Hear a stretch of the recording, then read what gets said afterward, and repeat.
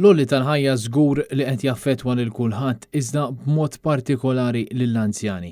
Studju ta' Caritas Malta wera kif xirja ta' prodotti bażiċi tal-ikel għal familja ta' 4 persuni żdiedet b'100 € fix-xahar meta mqabbel ma' sentejn ilu, filwaqt li żdiedet bl-istess mod għal pensjonanti u l-ġenituri single. Dwar l-għolli tal-ħajja tkellimna mal-Ministru tal-Anzjani, Joe Etienne Abela. L-anzjani tagħna bħal kull faxxa oħra tas-soċjetà l-għolli tal-ħajja jista' jaffettwahom. Kif nafu kien hemm rapporti reċenti tal-Caritas li kienu qed jinformawna bil-konċern tagħhom.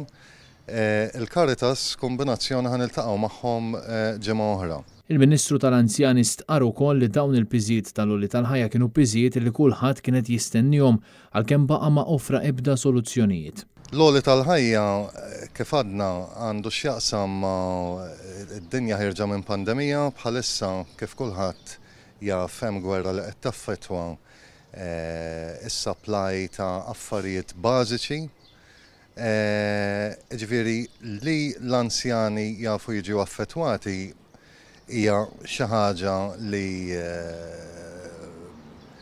nistgħu nistennewha. Min-naħa tagħna bqajna ninsistu mal-Ministru Joe Etienne Abela biex jgħidilna x'se jkun qed jagħmel il-Gvern ħalli jgħin b'mod dirett biex jittaffa dan il-pis tal-għolli tal-ħajja minn fuq il-familji Maltin.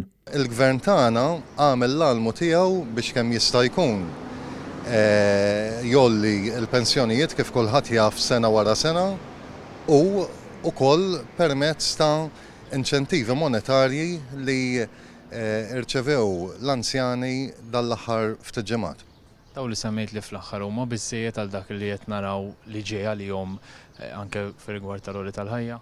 Le, ara bħalissa is-sitwazzjoni speċjalment f'pajjiżna hija sitwazzjoni stabbli, għax il-Gvern qed jieħu miżuri sabiex il-prezzijiet f'pajjiżna jibqgħu kontrollati, mhux prezzijiet ta' affarijiet tal-ikel biss qed ngħidu, però prezzijiet taż-żejt, prezzijiet tal-fuel, il-prezz tal-elettriku. Ġifieri jiena naħseb li l-Gvern qed jieħu approach holistiku biex il-prezzijiet f'pajjiżna jibqgħu kontrollati kif huma. So going forward jekk dan ma jkunx il-każ għaliex l-għolli tal-ħajja tibqa' tola, x'miżuri se jkun qed jieħu l-Gvern?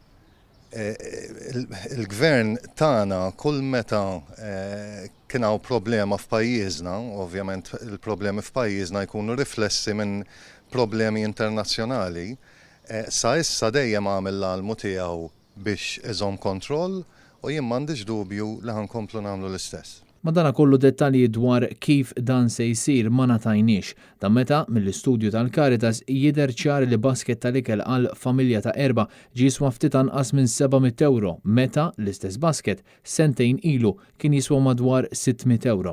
Din l-ispiża fix-xahar mhix tinkludi spejjeż oħrajn bħal petrol u d-diesel, spejjeż ta' mobile u internet u lanqas il-kontijiet tad-dawl. Dan kollu filwaqt li l-pensjonijiet żgur li molewx bl-istess rata li qed tola l-ħajja.